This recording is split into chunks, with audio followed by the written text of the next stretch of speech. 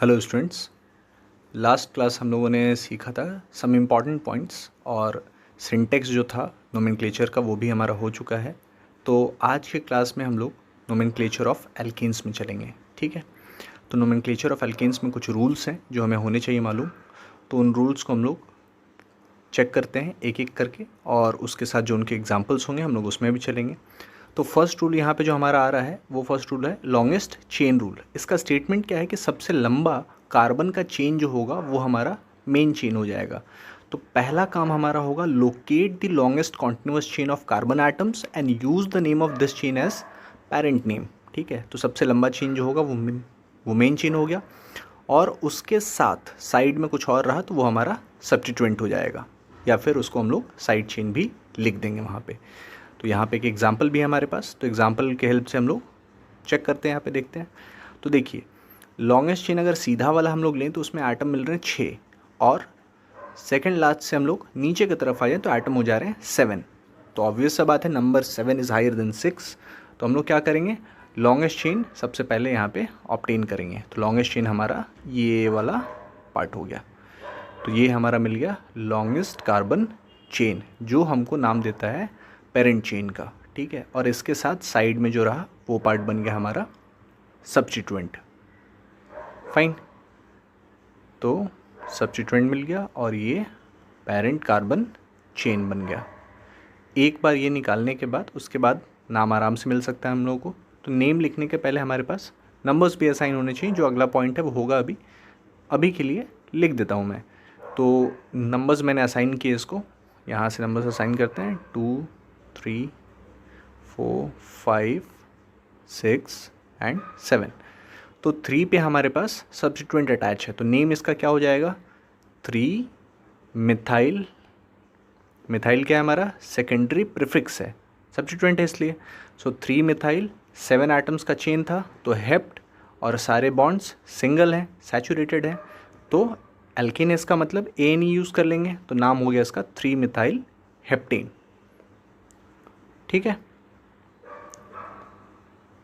तो longest chain rule ये रहा अपने पास, और ये एल्केन के लिए इस्तेमाल होगा। नेक्स्ट जो रूल है हमारा उसको हम लोग बोलते हैं numbering of the main carbon chain. अब जो चेन हम लोगों ने लॉन्गेस्ट चेन जो हम लोगों ने ऑब्टेन किया, अब अगला काम हमारा है उसको नंबर असाइन करना। तो नंबर असाइन करने का वे क्या होता है, जो सब्स्टिट्यूएंट है किसी भी तरफ से जा कर के जहाँ उसको सबसे छोटा नंबर असाइन हो रहा होगा उस तरफ से नंबरिंग हमेशा होगा हमारा। ठीक है, और जो नंबर्स सब्स्टिट्यूएंट को असाइन होते हैं उसको हम लोग बोलते हैं लोकेंट। ठीक है, तो lowest possible number two the carbon atom carrying the substituent should be assigned. तो एग्जांपल है, एग्जांपल के थ्रू आते हैं। अब देखिए अगर मैंने नंबरिंग लेफ़्ट से राइट पे किया, ठीक है, तो यहाँ पे नंबर क्या हो जाएगा उसका नंबर हो जाएगा 6। लेकिन वही अगर मैंने राइट से लेफ़्ट की तरफ किया तो उसका नंबर हो रहा है 4। तो रूल क्या है, छोटा नंबर असाइन होना चाहिए, जल्दी आना चाहिए। तो 4 क्या है, छोटा नंबर है, तो ऊपर वाला नंबरिंग जो था 4 वाला एक्सेप्ट कर लेंगे हम लोग, और नीचे वाला नंबरिंग एक्सेप्ट नहीं होगा यहाँ पे। तो नाम जब लिखेंगे हम लोग तो हमारा मिथाइल ग्रुप जो है यहाँ पे CH3 ग्रुप जो है वो 6 पे नहीं होगा, वो 4 पे अटैच होगा। तो इस कंपाउंड का नेम हो जाएगा 4 मिथाइल। मिथाइल हो गया हमारा सब्स्टिट्यूएंट। 9 एटम्स हमारे मेन चेन में, तो नॉन, और सैचुरेटेड है तो ANA, तो 4 मिथाइल नॉनेन। सैचुरेटेड के लिए ANA यूज़ कर लेंगे, 4 मिथाइल नॉनेन। ठीक है, तो ये था हमारा रूल नंबर 2। इसके बाद फिर हम लोग आते हैं रूल नंबर 3 में, जो है हमारा lowest set of locant rule. Locant हमको है पता, सब्स्टिट्यूएंट का एड्रेस क्या है, नंबर क्या है उसका। तो lowest set of locant rule हमको समझाता है कि अगर मान लीजिए 2 अलग अलग सेट्स मिल रहे हैं, राइट से लेफ़्ट गया तो एक मिला, लेफ़्ट से राइट गया तो एक मिला, तो कौन सा एक्सेप्ट करेंगे। तो इसमें रूल आता first point of difference rule, जो बोलता है कि अगर 2 सेट मिले जिसमें फर्स्ट नंबर सेम हो गया, सेकंड सेम हो गया, लेकिन एक पॉइंट तो कोई आ रहा है जिसमें अलग होंगे, तो पहला डिफरेंस जहाँ पे आएगा और उसमें जो छोटा होगा वो सेट एक्सेप्ट कर लेंगे और दूसरा वाला सेट रिजेक्ट कर देंगे। तो जैसे एग्जांपल ये है, तो इसमें अगर मैंने लेफ़्ट से राइट पे लिखा तो 1 2 3 4 5 एंड 6, और वही अगर मैंने राइट से लेफ़्ट पे लिखा तो 1 2 3 देन 4, 5 एंड 6, ये नंबर्स असाइन कर दिए मैंने। अब देखिए ऊपर से अगर जाते हैं तो ऊपर वाले में क्या मिल रहा है, 2 पे, 4 पे और 5 पे CH3 अटैच है, मतलब रेड नंबर्स के हिसाब से 2, 4 और 5 होना चाहिए। सॉरी यहाँ पे 6 है, वो लिख लीजिएगा, it is 5। So 2, 4 and 5। Green वाले में नंबर्स मिल रहे हैं अपने को 2, 3 एंड 5। ठीक है, तो पहला वाला है 2, 4, 5, सेकेंड वाला है 2, 3 एंड 5। तो डिफरेंस पहला जहाँ पे आया 2 पे तो नहीं है कोई, फर्स्ट में भी 2, सेकंड में भी 2, लेकिन सेकंड वाले में वहाँ 4 है और यहाँ पे 3 है, 3 छोटा है, तो ये वाला सेट एक्सेप्ट कर लेंगे और ऊपर वाला सेट रिजेक्ट कर लेंगे। तो ये सेट हमारा एक्सेप्टेड और ऊपर वाला सेट रिजेक्ट हो गया। तो नेम जब लिखेंगे हम लोग तो उसका नेम क्या हो जाएगा, 2 पे, 3 पे और 5 पे CH3 ग्रुप अटैच था, तो उसके हिसाब से नाम लिखना है हम लोगों को। तो नेम हो जाएगा 2, 3, 5 पे क्या ग्रुप अटैच किया हम लोगों ने, मिथाइल ग्रुप अटैच किया है। सो 2, 3, 5 मिथाइल ग्रुप्स हैं कितने, 3 ग्रुप्स हैं, तो 2, 3, 5 ट्राई मिथाइल। ठीक है, 6 एटम्स का चेन है तो 6 एटम्स के लिए हेक्स हो जाएगा, हेक्स, और सिंगल बॉन्ड है सारे तो ANE। सो 2, 3, 5 ट्राई मिथाइल हेक्सेन इसका नेम हो गया। ठीक है, आगे चलते हैं फिर हम लोग नेक्स्ट पॉइंट पे आते हैं। हाँ, इसमें एक और चीज़ का ध्यान रखना होगा हम लोगों को कि लोएस्ट सम रूल भी आता है एक जगह पे। ठीक है, लोएस्ट सम रूल क्या है, लोकेंड्स को ऐड करके हम लोग उसका निकालते हैं आंसर कि उसमें आया कितना। तो कभी भी first point of difference rule से ही आप लोग आंसर निकालिए, क्योंकि अगर ये दोनों ही रहे तो first point of difference rule को ही हम लोग प्रेफरेंस देंगे हमेशा। ठीक है, तो इसीलिए लोएस्ट सम रूल को याद रखने का रिक्वायरमेंट नहीं रहेगा कुछ। और ऊपर में जो आपका एग्जाम्पल था इसमें हम लोग को निकालना है कि लेफ़्ट से राइट में नंबरिंग करें या फिर राइट से लेफ़्ट में करें। तो राइट से लेफ़्ट में करने पे ऑब्वियसली स्मॉलर मिल रहा है, तो वो हमारा आंसर हो जाएगा उस केस में। ठीक है, नेक्स्ट हमारा आ जाएगा 4th rule nomenclature of alkenes में। तो 4th रूल क्या है हमारा, देखते हैं। 4th रूल हमारा हो गया अल्फ़ाबेटिकल ऑर्डर ऑफ सब्स्टिट्यूएंट्स। तो इसमें क्या करना है हम लोगों को कि सब्स्टिट्यूएंट्स जो हमारे पास हैं उनका नंबर्स असाइन हो गया हमारा। अब सब्स्टिट्यूएंट हमेशा CH3 तो नहीं होने वाला, it can be C2H5, C3H7, अलग अलग होंगे, मिथाइल, इथाइल, प्रोपाइल, ब्यूटाइल, ये सारे आएंगे। तो अगर ऐसे अलग अलग सब्स्टिट्यूएंट्स मेरे पास सेम मेन चेन पे प्रेजेंट हैं तो नाम लिखने का वे क्या है, वो हमको मिलता है अल्फ़ाबेटिकल ऑर्डर ऑफ सब्स्टिट्यूएंट से। तो इसका स्टेटमेंट क्या है कि लोकेंट कुछ भी असाइंड हो, इररिस्पेक्टिव ऑफ दैट हमारा सब्स्टिट्यूएंट जो अल्फ़ाबेटिकल ऑर्डर में पहले आ रहा है उसको आगे लिखा जाएगा और उसके बाद दूसरे वाले को लिखेंगे हम लोग वहाँ पे। तो इस एग्जांपल में आते हैं हम लोग। इस एग्जांपल में सब्स्टिट्यूएंट हमारे पास 2 हैं, एक CH3 है और एक C2H5 है, मिथाइल और इथाइल ग्रुप्स हैं। नंबर्स असाइन होंगे सबसे पहले, उसके रूल हो चुके आगे पहले ही हमारे। तो नंबर्स असाइन किया। अब 2 पे क्या अटैच है, तो 2 पे अटैच है CH3, 2 मिथाइल हो गया। और 3 पे क्या अटैच है, C2H5, तो 3 इथाइल हो गया। दोनों के अलग अलग हम लोगों ने लिख लिए यहाँ पे नाम।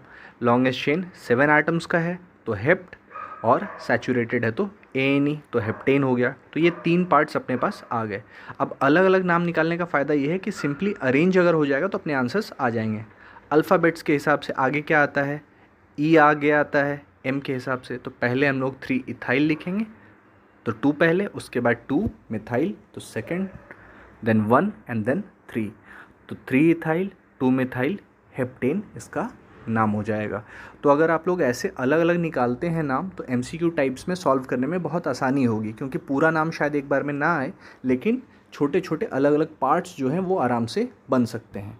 ठीक है, तो ट्राई कीजिए ऐसे आंसर्स ऑब्टेन हो जाए हमारे। ठीक है, हाँ, इसमें एक और पॉइंट है, अल्फ़ाबेटिकल ऑर्डर जब निकाल रहे हैं हम लोग तो उसमें ध्यान रखना है हम लोगों को। प्रीफिक्सेस बहुत बार यूज़ करते हैं हम लोग, जैसे डाई यूज़ कर लिया, ट्राई यूज़ कर लिया, क्योंकि एक ही सब्स्टिट्यूएंट एक से ज़्यादा बार है वहाँ पे। तो उस केस में क्या होगा कि ये सब्स्टिट्यूएंट्स अल्फ़ाबेटिकल ऑर्डर में इंक्लूड नहीं होंगे। Di, tri are not considered while arranging the substituents in an alphabetical order. ठीक है। तो इस चीज़ को समझाने के लिए मैंने एक एग्जांपल रखा है यहाँ पे। इस एग्जांपल में आते हैं। तो इस एग्जांपल में देखिए, अगर नंबर्स मैंने असाइन कर दिए तो 3 पे क्या अटैच है, C2H5 इथाइल ग्रुप, और 4th पे मिथाइल ग्रुप अटैच है मेरे पास 2, ठीक है। तो नाम जब लिखेंगे वहाँ पे क्या हो जाएगा, फर्स्ट 3 पे इथाइल था, लिख लिया मैंने उसको, 3 इथाइल हो गया। सेकंड हमारा हो गया यहाँ पे 4th पे मिथाइल ग्रुप अटैच है 2, तो 4 डाईमिथाइल, 2 मिथाइल्स आ गए।